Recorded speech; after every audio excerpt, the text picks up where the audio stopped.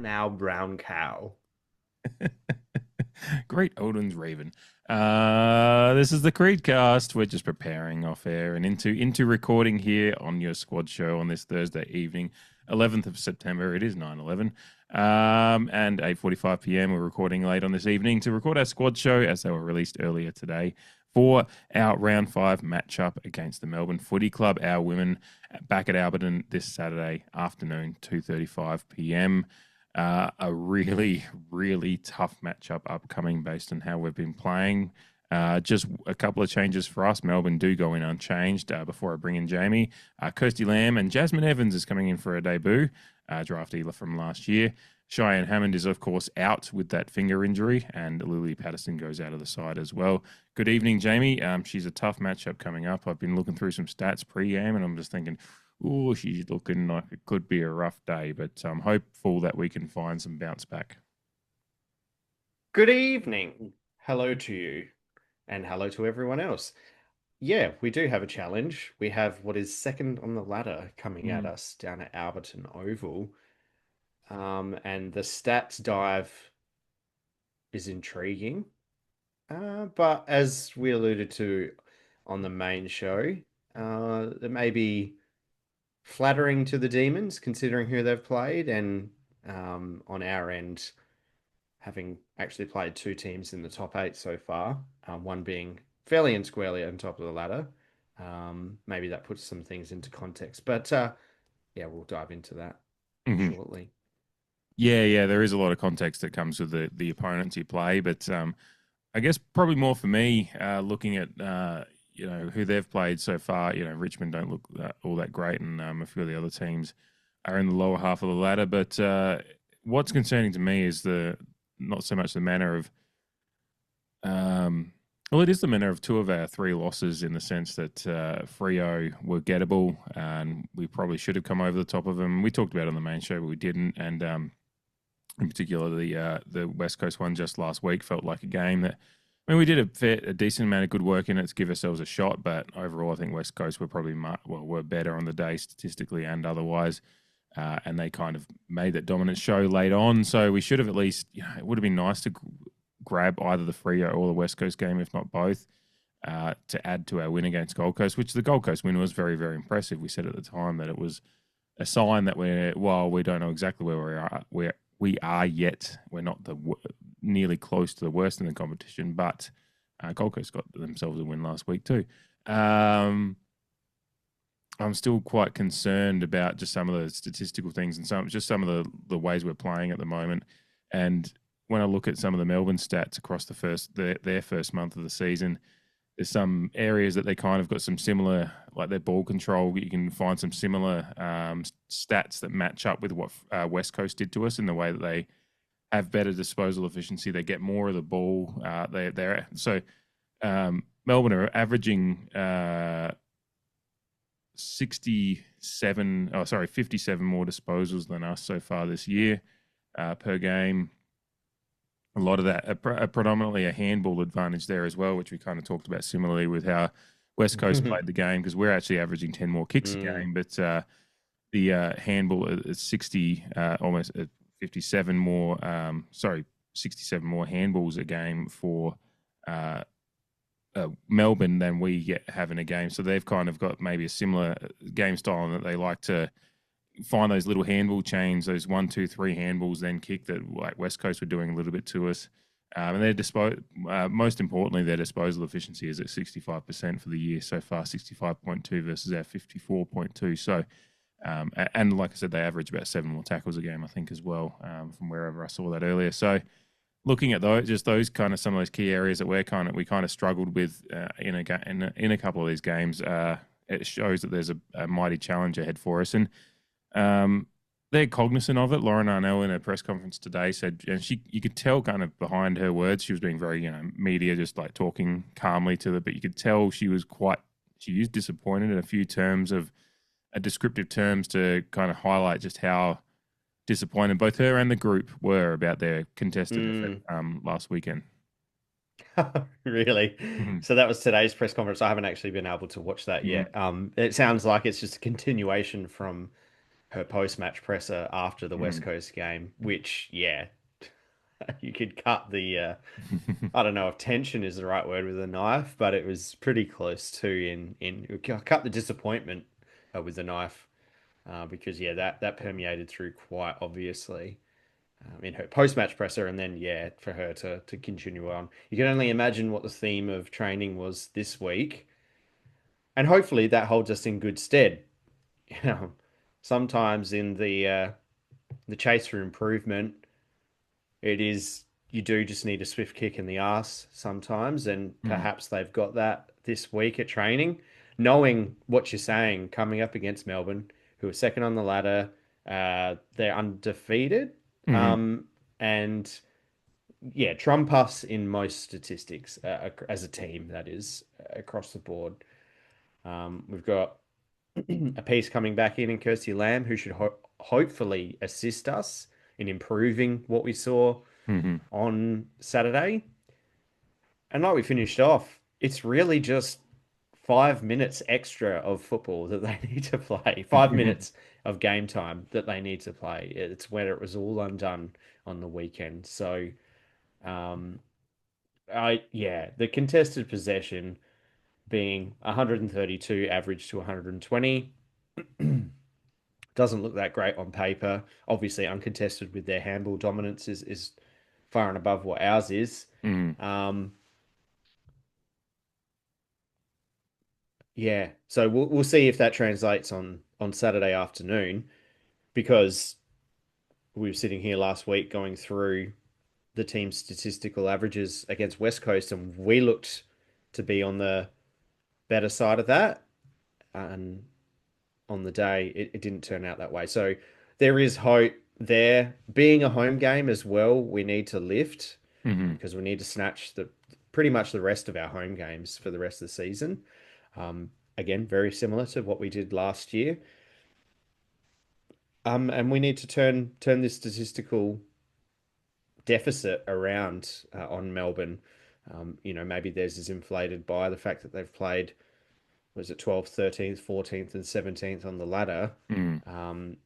while also around the traps, they are being lauded for playing a much more rounded game. They were the ones who suffered at the hands of injury last season, finishing ninth, and now not so much, which definitely helps. Mm. So we're definitely going to have our work cut out for us. I don't think anyone's under that illusion. But in the AFLW, unless you're playing North Melbourne, potentially Brisbane, um, yeah, it's just these kind of the form tends to fluctuate given by the ladder and just the obscure amount of games that you play, who you're playing them against. We lost in pretty disappointing fashion, but we didn't shift on the ladder, which suggests that there was some other interesting results over last weekend. So it's wide open. We've still got the talent, I believe. We just need to atone for some of the regressions that we displayed against West Coast. Mm. Yeah, there's going to be. I'm wondering what kind of work, and I'm really intrigued to see how we respond, both in that contested, but they even just. I think we talked about it on the weekend, in the main show a little bit. Just some of the things about like structuring defensively, like off ball structure, is like going to be really key because you just see us, whether it's we try to push forward too much, and then but we're just so we're just not clean enough with the ball to be able to do what we and when the ball goes over the back and what Melbourne did last week against Richmond was really bite off. They were really quite direct with some of their ball movement. I've just been doing some reading on the match reports and kind of how they played, and there's a lot of talk about how they just were quite direct, picking out targets and quite handy with the ball. And it's kind of very very similar to what West Coast did to us. Is when they got the ball and particularly on turnover, they were able to find their targets Mm. quite ruthlessly and both by hand, but then by foot when they needed to. And the likes of Kate Hoare and Tyler Hanks through the middle, and Mae Chaplin of a halfback played like kind of were in their best players, and both I think Hoare in particular. I think Hoare chipped in with a couple of goals as well, which kind of was really caps off kind of a midfield day as well, similar to kind of your Ella Roberts and co that were floating around against us last week, and they've got an experienced ruck in Lauren Pierce has been basically in the comp the entire time it's been around, and so that's kind of going to provide an interesting battle in that for Matilda Scholl's been the up and coming unicorn, but she's still kind of learning, I think, a little bit against some of the more experienced, right? Because there's some crafty things that that you can't learn except for just getting the reps. And Lauren Pierce, as a I think 30 years old, roughly, I guess, if she's been in the league for 10 years, premiership player and all that stuff, she's going to be kind of a bit of teaching, and so there's a relationship there with that midfield, and there's going to be some key tests there, and certainly for the likes of Kirsty Lamb, Maloney, going with that midfield alongside Dowrick, and I mean, geez, we need Dowrick to have a bounce back game. That's for absolute damn sure. And Goody. Mm. Yeah, I mean, just going off of, I guess, the midfield chat, and it goes in with that disposal chat from the main show, and where we kind of find ourselves now. I mean, the top six disposal averages between the two sides are all Melbourne players, Mm-hmm. with Maeve Chaplin, who you mentioned just before, at 17.8, being sixth best for them. Paxi Paxman, I what a fucking love name. that name. Kate Yeah. Hoare, Liz McNamara, Olivia Purcell, and Tyler Hanks, who you mentioned as well, goes between 17.8 and then 28.5 at the top end for Tyler Hanks. And then, yeah, and then we come in, Abby Dowrick at 17.3, Matilda Schultz at 16.8, and then a couple more Demons players. So, again, yeah, these teams look to be possessing the ball more often than not, and yeah, putting up some more familiar football numbers, whereas yeah, we're just still trying to surge the ball more often than not. And last week showed it can be to our detriment. I mentioned in the main show that we're not going to just tack on 60 more possessions through handball just at the flick of a switch, because that's something that is ingrained and trained through an off season. You know, I don't think we necessarily triangulate too well for those Mm. handball chains out of congestion. It would be nice to see some more. Like, we may not potentially increase our disposal count by 60, but can we lift it by another 20 to 30 if Yeah. it means getting out of a contested situation and potentially getting out into some space to then kick, to then look for the marks, which we have noticeably improved in our marking game, to thankfully relieve a bit of pressure, when we're getting it right. We didn't get the 50 to 60 that we hoped for against West Coast. It was more in the 30s, which at stages we still would have taken last year. But the fact of the matter is that um, the dogs are barking at the door now.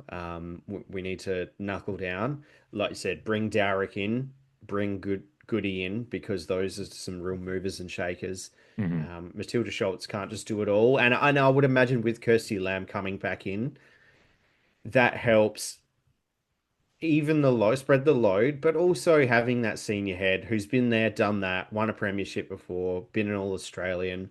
Um, yeah, is it a surprise that when Kirsty Lamb plays, we seem a bit more structured in certain phases of play?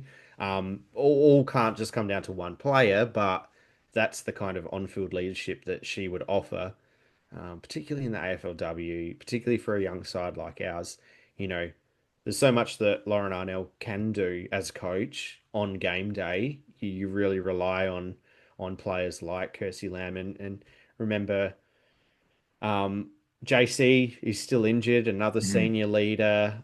Ange Foley is retired. So, um, yeah, uh, the on-field leadership has taken a hit. Like, while we're talented, the senior leadership, in my opinion, men or women, it is pretty vital. The Hawthorn dynasty in the men's competition, they credit a lot to having so many on-field leaders. It was basically like having a coaching team on field while also being fantastic players in their own right. So I think Kirsty Lamb will make a real it'll add a real benefit to us overall. And hopefully that translates into easing a bit of pressure, spreading the load, and building those chains, making smarter decisions when we're under pressure. And on the flip side, though, something that we seem to lack against West Coast is applying that pressure. I remember last year in our run to the finals, one of the key aspects that was spoken about more and more as we were heading to the finals is that was our pressure factor. And on Sunday's game, just gone, certain situations, certain phases of play, we just didn't put West Coast under as much pressure as they were putting us under, and Mhm. they benefited from it through way of score, which at the end of the day is the objective of the game. You need to score, and we need to do that by getting our hands on the ball. And a good way to do that is to apply pressure to your opponent. Um, so the midfield carries a lot of that load, Mm. um, obviously. Yeah. Jasmine Evans comes in. She's a pick 33 from last year's draft. She's kind of noted from her draft report as having like being a good skillful player, a good ball user, averaging 15 disposals and three clearances for South Australia at the National Championships. Played with Caitlin Wenland in the Central Districts 2023 Premiership as well. Um, Obviously, we don't know much about her as far as her abilities at the top level, being that this is her debut game, and congratulations to her once again. But yeah, I think maybe based on her raps and maybe what they know about her, bringing someone in that might be is noted as a good ball user might be a little bit of a sign to what they're trying to. They've kind of keying in on some of the defects that have been part of our gameplay so far this year. Has just been not enough good ball use. We've got good ball users, but maybe it's just trying to find a few more of them around the ball. And whether if she's kind of like, Mm. they say that she can play forward and on the wing, a little bit of a link up player possibly when they inject her into the game. Whether she plays down forward or kind of a bit of link up, who knows what kind of role she'll be given. But yeah, it's congratulations to her. But kind of intrigued to see how they utilize her based on some of those kind of notes in her profile and kind of how we've been playing so far as well. Yeah, it will be interesting. I guess with these young ladies coming in, at a minimum, for me, I do expect them to use the ball fairly well. Mm, They have had the benefit of coming through a talent pathway. So yeah, I don't expect young players, particularly on debut, to absolutely just take the team along with them. While it can be easy at times to go, you've come through a talent pathway, you should be one of the better players on the field. When that's not very fair. These are young ladies at the end of the day.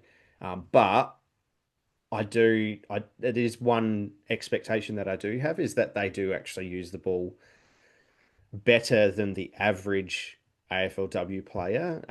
And when I say average AFLW player, I mean the majority of players who have been there but have come in through different means mm, of pathway and through other sports and whatnot. So yeah, I'm excited for her. Our other debutantes, apart from Lily Patterson, have kept their spot. I was surprised that Gaunt kept her spot. They're obviously, yeah, still, even though she didn't really feature a lot against West Coast, they're obviously still keen for her to be a presence either forward or as a backup ruck. So I think she will need a lift in her own right. But just going back to Evans, no, I'm excited to see what she can provide because, yeah, it does seem like she is somewhat versatile. And I guess we have a few pieces like that who are versatile, and it does help ease the load and with rotations and whatnot. It'll be interesting to see how much game time she actually gets. But hopefully, being at home, it'll be a nice introduction to AFLW football for her, and um, we'll give her a good support on the sideline. mm. Good. Yeah, get the never tear us apart in there. Get the Alberton support. Get around them. Uh, as you kind of mentioned, Gaunt being back in, I kind of just thought, I haven't actually didn't do my usual weather report off the top there, but looking like a nice day in Adelaide on Saturday. Max of 18, 19. Not really any chance of any moisture. Light winds, 15 to 25k. You know, yeah, not too much. So, I mean, if there's going to be any breeze, we often feel it at Alberton, but these reports are pretty promising for maybe some decent weather, which hopefully I mean, it just looked like a heavy track on some of the legs last weekend, particularly for maybe some of the taller players and some of the younger players who are still developing that AFL body. Maybe for the likes of Gaunt, who probably found the blustery conditions quite hard to read the ball and be like a marking target and be like utilize some of her skill set. Uh, Hopefully, maybe it brings her into the game a little bit more, and it's just going to be predicated on us actually getting some opportunity to get the ball into. Hmm. She was often chasing in different areas of the field where, and it's like she wasn't actually being able to just be like a front up target, so to speak, and that just really was a detriment. I mean, it was a struggle to bring Houghton into the game as a marking target on the weekend as well, but she was, she's smart and veteran wily enough is Gemma to be able to still find her opportunities at her groundwork game, and her ability to just keep attacking the ball helps her, but Gaunt being such a raw player, she just couldn't find a way into the game. So hopefully, I mean, both for her and Scholes, if they get some forward time, a little bit more luck on their front, because they kind of just both of them as tall key targets didn't really have much of a game to play last weekend. But hopefully, this weather report is a little bit more promising for some of that stuff for us to be able to take advantage of some of that stuff. But ultimately, it's still going to come down to getting some better ball use and hopefully improving that disposal efficiency a bit in this one. Yeah, 100% Yeah. is what I expect. No, no. In way of disposal efficiency, no, yeah, yeah. A lot of what we want out of this game is what we wanted heading into the Gold Coast game at home. Mhm. And that day ended up pretty good. Obviously, Yeah. the opponents are much different, but yeah, I see it here, and our disposal efficiency against West Coast was poor, Mhm. even by our standards. Marks were down. Inside 50 entries was shallow. Just there was a lot of hallmarks of the things that we're trying to leave behind in our game. So from a punter like myself, it is just really quite, I don't know, boring in terms of my expectations. I want disposal efficiency to be higher. We need to get our entries deeper. And part of that is absorbing some of that pressure and maybe finding a handball target. But you can only find a handball target if your teammates are working hard enough to get in the vicinity to offer that option. Mhm. Because we can't go into this season in round 5 and just keep dump kicking it from the center line and trying to and expect Gemma Houghton to weave a whole bunch of magic and then bringing a Gaunt in or a Pope in as a small or Mules-Robinson again. Being a forward. I think I mentioned it coming into the Gold Coast game. Like we need to get her involved because she's the captain. When the Mhm. captain's involved, the team lifts. So it's a precarious position for her in this iteration of where we're at and in the AFLW. When if it's not your day and the other team's got their forward half game going well, like as a skipper, as a forward, you just you can't impose yourself. You can't put your mark on the game and tell your teammates come along with me kind of Mhm. thing. So yeah, absolutely need to get the number one into the game. Um, that's all I have to say on that. Mhm. The dump kicking and it also goes the other way in the fact that sometimes they just shut such shit dump kicks that they get picked off by, like last week it was a lot of pick off by Mm. the Eagles and get quickly and swiftly transitioned forward for their opportunities as well. I thought I meant to apologize to some that might have messaged over the last week and I haven't gotten back to them. I've as I mentioned in the main show, been some family have had some health issues, so I've been quite busy over the last week. But Simon messaged yesterday after listening to the round review and appreciate the support as always, Simon. But he said when Fowler retired last year, I noted where we very much a shootout team that lacked a defensive core. When we hit the draft of forwards and mid forwards, I was getting a little bit concerned that we got no defenders. He was feeling a little bit vindicated on that concern as he feels like we have one of the weakest defenses in the comp, in his opinion. I'm not sure if it's a weak. I mean, it's a very young defense. That's one thing. I'm not sure it's one of the weakest defenses in the comp. I don't think we help our defense much by the way we play at the moment. That's one of the Mm. things is we put them under pressure. And to the point, because the inside 50s last week we were +2 actually, but your point in the main show about the inside 30s, I think there was a lot more dangerous opportunity for West Coast by the way that they were bringing the ball in. They were bringing the ball in very well. They did. I mean, that Charlotte Riggs kicked 2 goals from almost 50. Like, there's not much a defense can do about those. Yes, they can front up on the line a little bit better, but it's a five. There's one less player in the field, so your defensive structure is a little bit different sometimes and you're probably not expecting them to float through. But the concerns about depth maybe, but you just mentioned JC's injured as well. I don't know. What are your thoughts on that? How do you feel about a defense at the moment after the first month? Oh, I think West Coast game was very similar to our sentiments with our men's team. When the defense has looked pretty average, I think there's a stronger underlying theme to why that would be. I'm much like you. Yeah, in terms of Simon, and yeah, like you said, appreciate Simon's support, being a Patreon member, but uh, depth is obviously something that we'd need to chase. Mm, Um, but yeah, I don't actually mind our defense too much. I mean, Borg is a bit of a star. It would be nice if the she could get a straw. bit more involved in.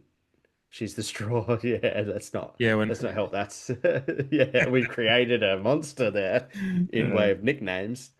Yeah, I'd like her to get a bit more involved in offensive transition, but if we're mhm. talking about just pure defense, I mean, I think Sachi Sime has done quite well early doors, being a bit of a wall. Her disposal could lift, much like a lot of people. Arnell was I've giving liked the Simon a lot of growth. Arnell was giving Simon a lot of praise today. And sorry to cut you off. I just wanted to put that in there. Yeah, Just saying how she came in as a yeah, 17-year-old when still finishing year 12 when she came into the side and she's already basically a senior head. She's still fucking 22 or whatever it is. Like, she's kind of just giving her that yeah, praise. yeah. Yeah. She's a champ, and you can tell um, on game day and on TV, just some of the directing that she does or some of the feedback that she gives sometimes can seem a bit firm, Mm. which I like.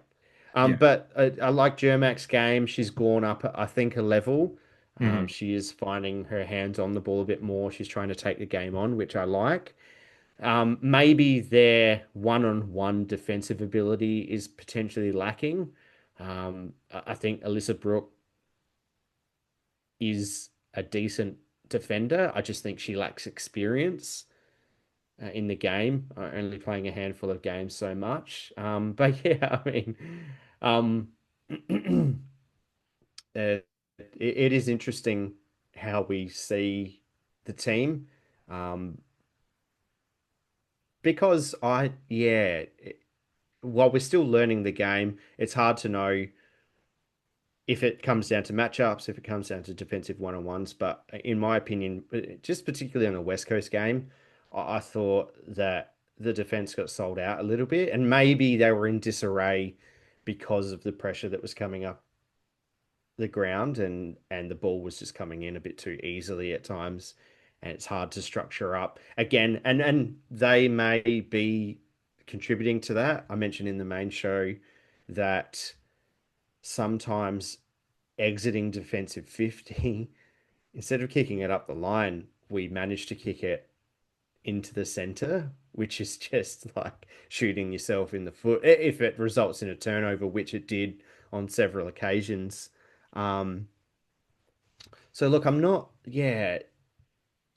too upset with our Mm. defense. I would like JC not to be injured to offer a bit more senior, and we're putting Tahoe forward as well. So, and I said I was surprised that she didn't get swung back for a little bit of stability in the game against West Coast, um, while she kicked 2 goals herself. And again, we were ahead for most of the game. So Mm-hmm. I guess why would you swing her back? But um, so there seems to be a level of trust from the coaching group with our defensive group, Mm-hmm. how it is while keeping Tahoe forward as an option.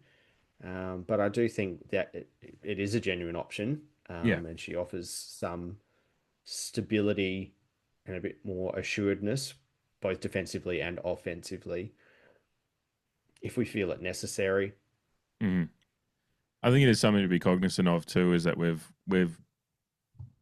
list built, squad built in a way that is focusing on a youthful group that can kind of carry through for a long period of time as we hopefully build into the finals and premiership contenders we want to be in the future years. The oldest player in the defense is like Germax. Maybe I think she's 22. Heads is 22. Borg's just 20. Like we forget that. Syme Mm, 21. Brooksby's I think still not 18, 19. So there's a very, very young backline. There is certain factors about AFL football. What it doesn't matter what level of sports you play. Any sport, that just experience is just a part of what makes you a good player. Learning, reps. It's like the Cole Kobe thing that he'd get into the gym and put up 400 shots, and he wouldn't. Like he'd want to make 400 shots before he moved out of the gym. There was stuff he did all throughout his career. Like experience and reps and continuation and repetition in your craft is what's going to make you better. And there's ultimately not going to be anything that's going to make you better than competitive games. And all these girls are very, very young in their career and still both growing and maturing, but also learning how to play football at the highest level. So, but we're loving a lot of what they do. Again, I can understand the concerns that Simon brings up with depth. Is certainly, I understand that. But I think that the core, once they get, you've just got to have the trust in them that they can grow into. When all these girls are 24, 25, they're all still playing in the same group and they've come through 4 or 5 years of development together. And their skills have kind of increased at the kind of level you expect throughout that time. And, we'll be in a fairly good place with this group as well. yeah, I absolutely agree with that. Yeah, it's clear that they're trying to retain a core that will all progress together. Mm-hmm. And progression, again, like we mentioned on the main show, progression isn't always linear. Mm-hmm. It's hard to go up from where we finished last year. Yeah. Uh, and we're being tested at the moment. Mm-hmm. Um, but I think I still think we're good enough to face that test and to push through. I think we just need to get the ball in the hands of the people that can use it better. Mm-hmm. And I think we need to just simplify some of what we're doing in transition. Yeah. Well, so I say simplify, but I guess dump kicking is as pretty simple as you can get. Um, so retract that statement. I guess what I'm trying to say is um, just execute a little bit better with what you're trying to do with the ball in hand, which is easier said than done. And it does come down to the pressure that the opposition, there is an opposition at the end of the day, but we need to find ways to get our better players, such as Goody, such as Dowrick, back into the game and get it away from our defensive end Mm-hmm. as often as possible. Because, yeah, last year we showed that once we did get it in the forward line, it was pretty hard to get out. And on multiple games this year, our forward half pressure hasn't quite been to the standard that I thought it would be. Mm-hmm. And we seem to be getting um, it seemed to be letting the ball transition from our forward 50 through the three phases of the games way too easily. Yeah. Yeah, no, 100% agreed. Honestly, my main kind of key area of like watching for this week to bring back some parlance from the men's shows this year, like watch list, is like to see a little bit of that creativity and dynamism from the midfield group a little bit more. Just really watching some of the other teams that we're coming up against so far, as you can see, when they have a genuine star that can kind of win the ball and both win the ball and then dispose of it well.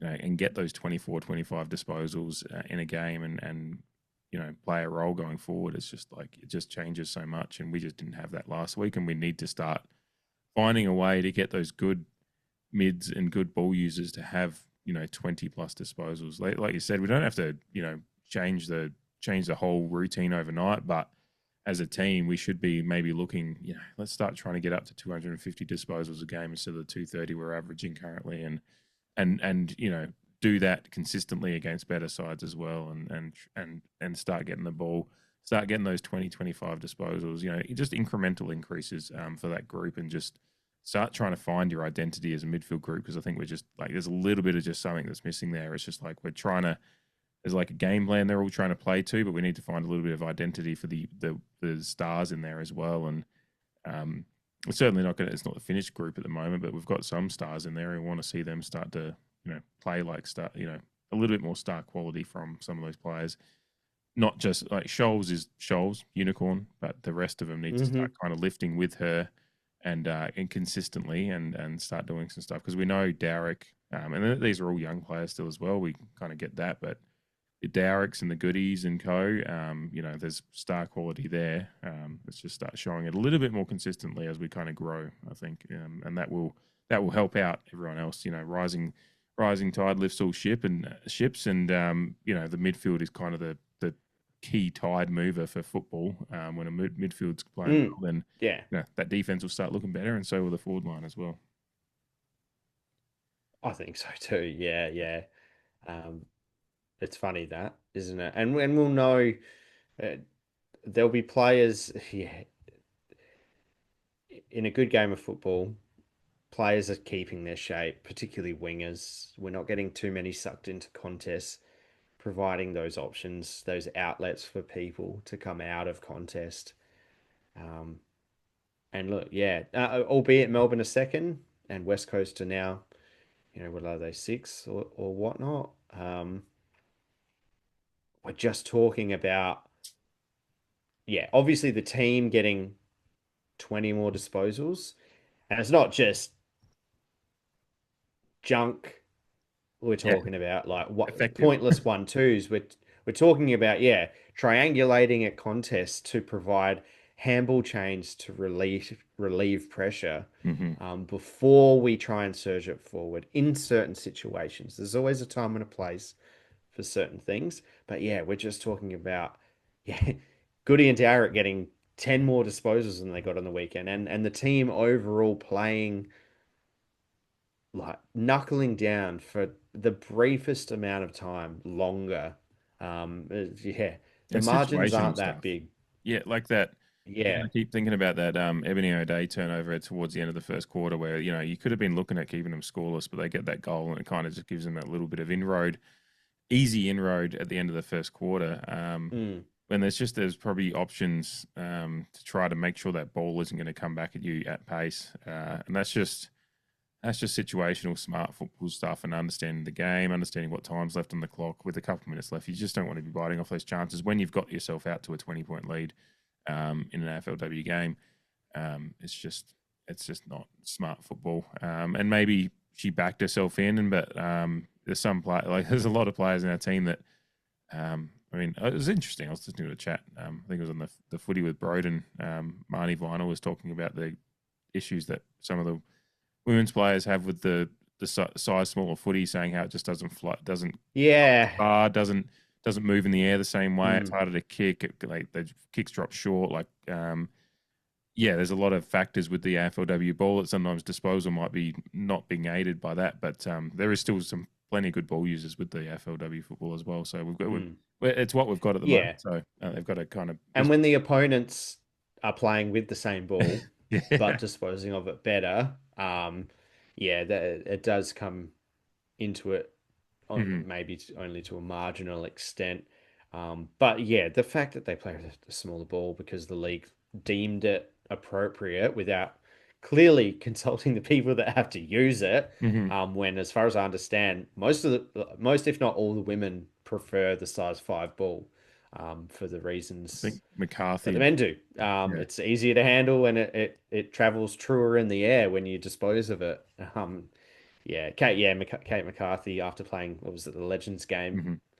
mentioned that after playing in that game, felt it even more appropriate that we use a size 5 ball in the AFLW. So yeah, again, Yeah. more ridiculousness from AFL House.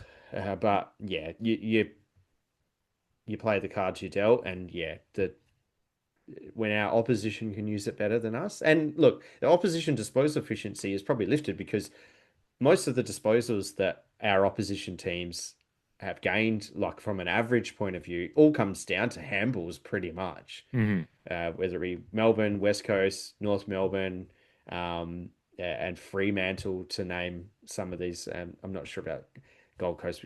Yeah, they're a bit of a cellar dweller. So, yeah, but I think the averages have all pretty much come down to handball. And therefore, you're probably lifting your disposal efficiency if you are handballing it a bit more often. Hmm. Um, so, use it on the field. Yeah. Yeah, both use the same ball. Just yeah, bring your teammates along for the ride. Get Yeah. everyone involved. But most importantly, I think the disposal is obviously one thing. I think for me though, it goes back to DNA. We've spoken about a few times. Our DNA is pressure. It's tackling. And that's relentless. Yeah, but while surging the ball does have its downfalls across the game of AFLW football, you know, at least they're taking the game on. While I feel that they could do it in better ways, particularly you would expect them to be refining how they do that. But if they're taking it on, like at least they're taking it on and not going into their shells as such. But it's the pressure, keeping it in zones of the ground that are beneficial for us and not giving our opposition a free ride. It is that our AFLW side, that's the core of what we do. It's tackling and it's pressure. Hmm. Um, get back to that. And I feel that some of that, because that against Gold Coast, and that is our one shining light at the moment, Hmm. that game. So a lot of positive references are to that game, and we take the opposition for what they are. But it was a cornerstone of that game, and it did seem that everything else fell into place when we were in that mindset, because it may just be the mindset. Hmm. It's if I'm relentless at the contest, if I'm relentless at my opposition, I'm locked in on the other phases of the game from there. So for me, it's the absolute most important thing, and it's what I want to see against Melbourne on Saturday. Yeah, West Coast having more disposals than us, but then having more tackles is an indictment on us, Hmm. and we need to rectify that Yeah. Yeah. And against Melbourne. I think that's been a core message from Arnell as well, for sure. Do you have anything else on it? I'm sure you're looking forward to getting down there for the game as well. Yeah, always a good time. Well, we say it every home game. Hmm. It's a good time. It's a good time for the family. It's cheap. It's open. It's not as hustle and bustle as the Adelaide Oval. Um, Drinks are cheap, decent food, Hmm. good time. It's a good energy. Yeah, yeah. Yeah.